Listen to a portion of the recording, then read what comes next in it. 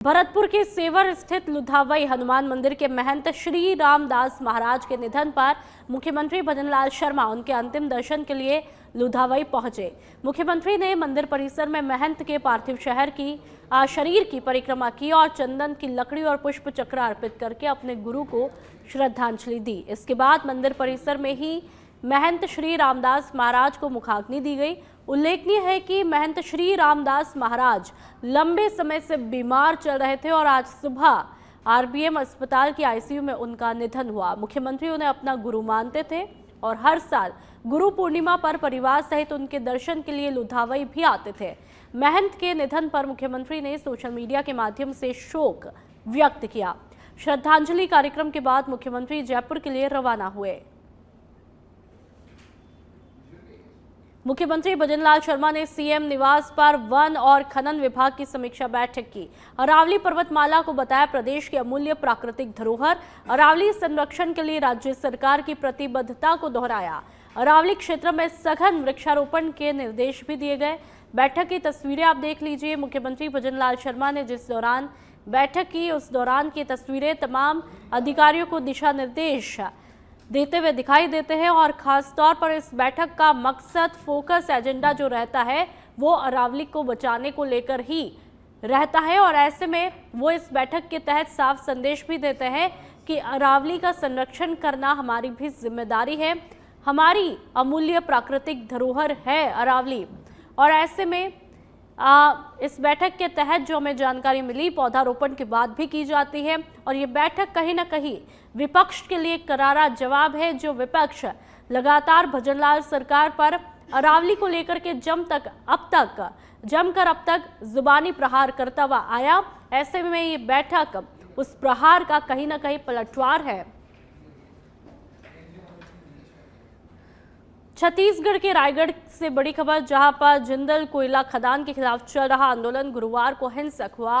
तमनार के मनार सीएचपी चौक पर प्रदर्शन कर रहे ग्रामीणों ने आंदोलन बंद कराने पहुंची पुलिस टीम पर ही हमला किया। इस दौरान थाना प्रभारी कमला पुसाम गंभीर रूप से घायल हुए, जिन्हें इलाज के लिए हॉस्पिटल में एडमिट करवाया। हालात बिगड़ते देख प्रदर्शनकारियों ने मौके पर खड़ी एक बस और कार को आग के हवाले किया। घटना की सूचना मिलते ही पुलिस अधीक्षक मौके के लिए रवाना हुए और इलाके में भारी संख्या में पुलिस बल तैनात किया गया। बताया जा रहा है कि 8 दिसंबर को जिंदल कोयला खदान को लेकर के हुई कथित नियमाविरुद्ध जन सुनवाई के विरोध में ग्रामीण लगातार आंदोलन कर रहे हैं। फिलहाल इलाके में तनाव का माहौल है और प्रदर्शन जारी है। तो तस्वीरें आप देख सकते हैं छत्तीसगढ़ के रायगढ़ की है, जहां पर जिंदल कोयला खदान को लेकर के बवाल यहां पर देखने को मिला। आंदोलन के दौरान पुलिस टीम पर भी हमला हो जाता है, अफरा तफरी का माहौल। ये तस्वीरें देख लीजिए कि किस तरह से कुछ महिलाओं ने यहाँ पर पुलिस को भी जम करके लाठी से मारा। ऐसे में यहाँ पर बड़ी तादाद में लोग यहाँ पर इकट्ठा हो जाते हैं। और ज्यादा जानकारी के लिए आरव राजपुरोहित संवाददाता हमारे साथ में फोन लाइन पर जुड़ चुके हैं।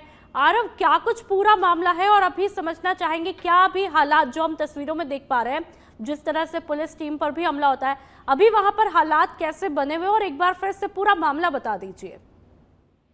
जी नोबुल जी, मैं बता देता हूँ कि रायगढ़ जिले का जो तमनार क्षेत्र है वो पहले ही काफी सुर्खियों में रहा है, क्योंकि यहाँ पे कोल खदान को लेकर मामला विवादों में रहा था। यहाँ पर जिंदल कोयले की जो खदान है उसका विरोध कर रहे थे ग्रामीण, और ग्रामीण जब विरोध यहाँ पर कर रहे थे तो प्रदर्शन के दौरान ग्रामीणों का और पुलिस टीम के बीच में झड़प हो गई और झड़प होकर इतने वहां तक पहुंच गई कि वहां पर थाना प्रभारी जो महिला है कमला पुसाम, वो उसके साथ मारपीट की गई और बीच रोड में तो काफी बड़ा मामला आगे बढ़ गया। और यहाँ पर इस घटना में ग्रामीण काफी आक्रोशित हो गए, जहाँ पर बिल्कुल आरव, आप मुझे सुन पा रहे? चलिए, तमाम जानकारियों के लिए फिलहाल बहुत बहुत शुक्रिया। तस्वीरें लगातार आपको दिखा रहे हैं। दरअसल पूरा मामला आपको बता देते हैं। जिंदल कोयला खदान को लेकर के यहाँ पर ग्रामीण जमकर के विरोध कर रहे थे और ये विरोध प्रदर्शन इतना ज्यादा बढ़ जाता है कि यहाँ पर लाठी चलने से भी वो लोग नहीं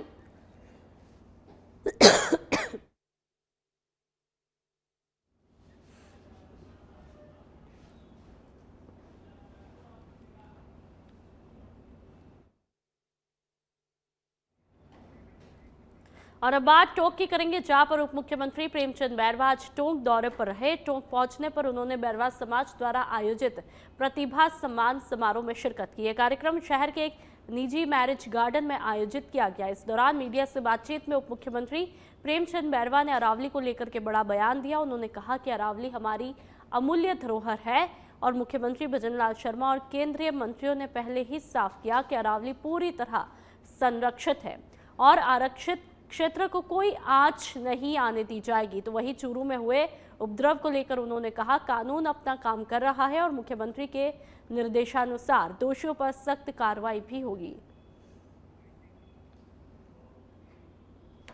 प्रतिभावान छात्र छात्राओं के आयोजन में आए हैं। एक मार्गदर्शक, एक उन बच्चों का हौसला अफजाई करने के लिए, बच्चों की जो प्रतिभा है उसमें बच्चों के एक ऊर्जा देने का काम करने के लिए सभी अतिथि आए और सभी प्रतिभावान छात्र छात्राएं यहाँ सम्मान लेकर एक उनमें भावना और एक एनर्जी बढ़ेगी ताकि वो आगे जाकर हमारे इस समाज का गौरव, इस क्षेत्र का गौरव बने और आगे हमारे यशस्वी प्रधानमंत्री नरेंद्र मोदी जी का जो विकसित भारत का सपना है उसमें उनका सहयोग मिले। और उसी सहयोग को संकल्पित करते हुए हमारे यहाँ के यशस्वी मुख्यमंत्री भजनलाल शर्मा जी ने भी विकसित राजस्थान का सपना संजोया है, जो हमारे इन प्रतिभावान छात्र छात्राओं के सहयोग से आगे जाकर जो विज़न है वो विज़न पूरा होगा, क्योंकि आने वाला 2047 इन प्रतिभावान बच्चों के हाथ में वो विकसित देश हो। इसी भावना के साथ हमारे समाज के जो भी जागरूक बंधु हैं, बच्चों में एक संस्कारवान भावना डालने के लिए एक संस्कारवान शिक्षा लेते हुए आगे बढ़े और इस देश के लिए काम करें, क्योंकि हमारे बच्चे एक रोजगार पाने वाले ही नहीं, रोजगार देने वाले भी बनो। और अब जोधपुर के ओसिया की बात करेंगे, जहां पर एक बलात्कार का आरोपी पिछले 5 महीनों से फरार है। पीड़िता के परिजनों ने आरोपी की गिरफ्तारी की मांग को लेकर मुख्यमंत्री को ज्ञापन भी सौंपा है। आरोप है कि पूर्व सरपंच के पति रूपाराम लेगा ने 19 साल की बालिका के साथ दुष्कर्म किया। पीड़िता ने बताया कि आरोपी ने दूध की डेयरी पर उसके साथ वारदात को अंजाम दिया। परिजनों का कहना है कि बालिका का मेडिकल परीक्षण और कोर्ट में बयान दर्ज होने के बावजूद आरोपी खुलेआम घूम रहा है। गिरफ्तारी की मांग को लेकर समाज के लोगों ने पहले भी धरना प्रदर्शन किया था, जहां पर पुलिस ने जल्द कार्रवाई का आश्वासन दिया था। बावजूद इसके अब तक कोई ठोस कार्रवाई नहीं हुई, जिससे पीड़ित परिवार में गुस्सा है। थाना में रिपोर्ट दर्ज करवाई है और समाज को भी आगे तक किया था और समाज के साथ में आया था। उसने समाज को बोला था कि 4-5 दिन में हम गिरफ्तार कर लेंगे और उसके साथ में जोधपुर ग्रामीण ऑफिस में गया, एसपी के पास में। एसपी साहब ने बोला था कि 4-5 दिन में गिरफ्तार कर लेंगे और उसके बाद में कोर्ट में भी बयान हुआ था और बयान में भी कहा था कि गिरफ्तार कर लेंगे और अभी 5 महीना हो चुका है, अभी तक गिरफ्तार किया नहीं है और हमारे को धमकी दे रहा है कि आज ही पकड़ लो नहीं तो तुम्हारे को मार। और अब बात चित्तौड़गढ़ के बेगू की करेंगे, जहां पर अवैध मादक पदार्थों के खिलाफ एएनटीएफ और बेगू थाना पुलिस से संयुक्त कार्रवाई हुई। NH 27 पर आरोली टोल के पास में नाकाबंदी करके मिली बड़ी सफलता। स्विफ्ट कार से 15 किलो अवैध गांजा जब्त किया गया। 3 आरोपी मोहम्मद अली मेवाती, इमरान मेवाती, करीम बख्श रंगरेज गिरफ्तार किए गए। एएनटीएफ और बेगू डीएसपी अंजलि सिंह के नेतृत्व में कार्रवाई हुई। थानाधिकारी धर्मराज मीणा और पुलिस टीम मौके पर मौजूद रही। तो ये तीनों आरोपी आप देख सकते हैं अब पुलिस के चंगुल में है, गिरफ्त में है। सांचौर में सोशल मीडिया के जरिए हुई दोस्ती और एक व्यापारी के लिए खतरनाक साजिश में बदल जाती है। युवती से पहचान के बाद व्यापारी को सांचौर के पास में स्थित पीर की जाल होटल में मिलने बुलाया जाता है, जहां पहले से मौजूद बदमाशों ने उसे बंधक बनाया। अपहरणकर्ताओं ने व्यापारी से 1,50 लाख रुपए की फिरौती तक मांगी। रकम देने में असमर्थता जताने पर परिजनों से संपर्क कर 2,50,000 रुपए नकद और बाकी रकम हवाला के जरिए देने का दबाव भी बनाया। घबराए परिजनों ने सांचौर थाने में सूचना दी। थानाधिकारी नेमाराम चौधरी के नेतृत्व में पुलिस ने तुरंत कार्रवाई करते हुए झाप थाना क्षेत्र में दबिश देकर व्यापारी को सुरक्षित मुक्त कराया। पुलिस ने एक आरोपी को गिरफ्तार किया है, जबकि अन्य फरार आरोपियों की तलाश जारी है।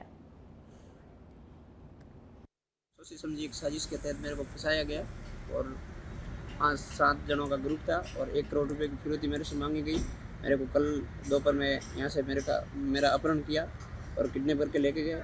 1 करोड़ 50 लाख रुपए की मेरे को पैसे की डिमांड करी। मैंने बोला मेरे पास पैसे है नहीं और उसके बाद में मैंने यहाँ पे कोई FIR दर्ज करवाई सांसद थाना। कहाँ से अपहरण हुआ था आपका? मेरा यहाँ हुआ था ये तीरों की जाल है ना, उस साइड। आपका सांचौर में किसका व्यवसाय है आपको? मेरा बांसवाड़ा के दानपुर थाना क्षेत्र में जमीन विवाद को लेकर खूनी संघर्ष का मामला देखने को मिला है। उमरीपाड़ा छोटी सरवन गांव में दबंगों ने बुजुर्ग दादा और उसके पोते पर लाठी पत्थरों से हमला किया। जानकारी के मुताबिक वजिया और जीवा पिछले करीब 2.5 महीने से चल रहे जमीन विवाद के चलते हमले का शिकार हुए। आरोप है कि गांव के हुक्का रामचंद्र भेरिया और शांति ने एकजुट होकर दोनों के साथ में बेरहमी से मारपीट की।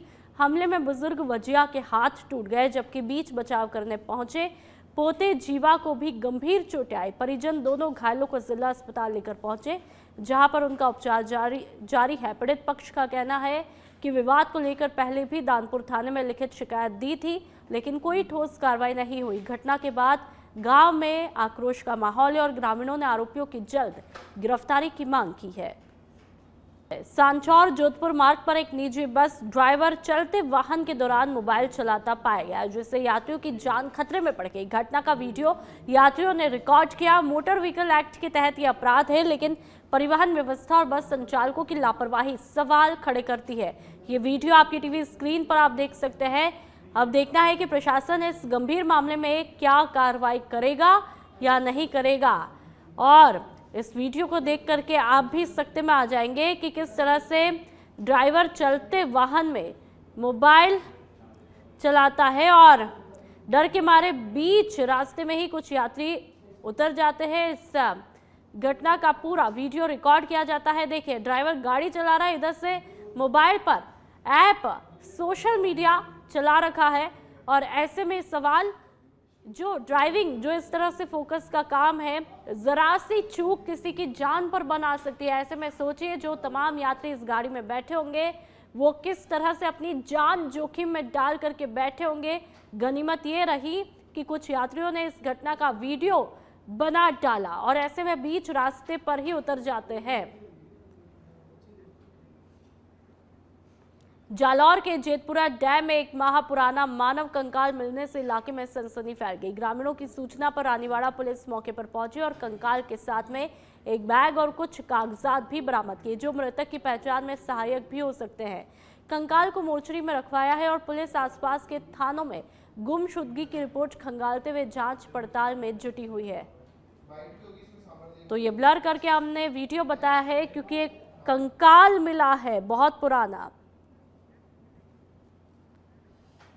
पिंडवाड़ा के स्वरूपगंज थाना क्षेत्र में शनिवार शाम एक सड़क हादसा हुआ। बजरंग चौराहे के पास में कमांडर जीप को बचाने के प्रयास में थार गाड़ी सामने से आ रही रोडवेज बस से जा टकराई। हादसे में थार में सवार एक महिला और एक बच्चे को मामूली चोटें आई।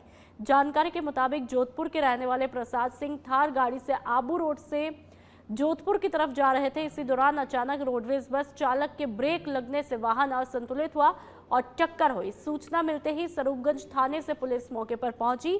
L&T कंपनी के कर्मचारियों की मदद से दोनों वाहनों को सड़क से हटवाकर यातायात सुचारू कराया। घायलों को प्राथमिक उपचार दिया है। पुलिस हादसे के कारणों का पता लगा रही है। डीडवाना के पीलवा थाना क्षेत्र में ग्राम गुलर सहकारी समिति से जुड़े एक बड़े गबन मामले में पुलिस ने प्रभावी कार्रवाई को अंजाम दिया है। समिति के सदस्यों से षड्यंत्र पूर्वक धोखाधड़ी करके लगभग 14 लाख रुपए का गबन करने के आरोप में व्यवस्थापक दुर्गाराम और सह व्यवस्थापक नूरतमल उर्फ नूरत राम को गिरफ्तार किया। मामले में परिवादी दुर्गाराम खटकर ने ACJM कोर्ट परबतसर में इस्तगासा पेश किया है। आरोप है कि सह व्यवस्थापक ने समिति सदस्यों से राशि वसूल कर उसे बैंक में जमा नहीं करवाया और सरकारी धन का दुरुपयोग किया। मामला दर्ज होने के बाद जांच में आरोप प्रमाणित पाए गए। SP ऋचा तोमर के निर्देशन में पीलवा थानाधिकारी महिराम विश्नोई के नेतृत्व में पुलिस टीम ने दोनों आरोपियों को धर दबोचा गिरफ्तार किया। मामले में आगे जांच चल रही है। धौलपुर के निहालगंज थाना क्षेत्र में चोरी की बड़ी वारदात देखने को मिली है। चोरों ने एक सूने मकान और उससे जुड़े ब्यूटी पार्लर को निशाना बनाया और 10,50,000 रुपए नकद और करीब 40 लाख रुपए के सोने, चांदी और हीरे के आभूषण चुरा लिए। पूरी वारदात सीसीटीवी में कैद हुई, जिसमें 2 चोर दिखाई देते हैं। फुटेज के मुताबिक पहले चोर ताला तोड़ने में नाकाम रहते, फिर सरिया लेकर लौटे और ताला तोड़कर अंदर घुसे। मकान मालिक श्वेता तिवारी क्रिसमस के चलते बच्चों के साथ में झांसी गई हुई थी। इसी दौरान 25 से 26 दिसंबर की रात चोरी हुई। पुलिस ने मामला दर्ज किया और जांच शुरू कर दी है।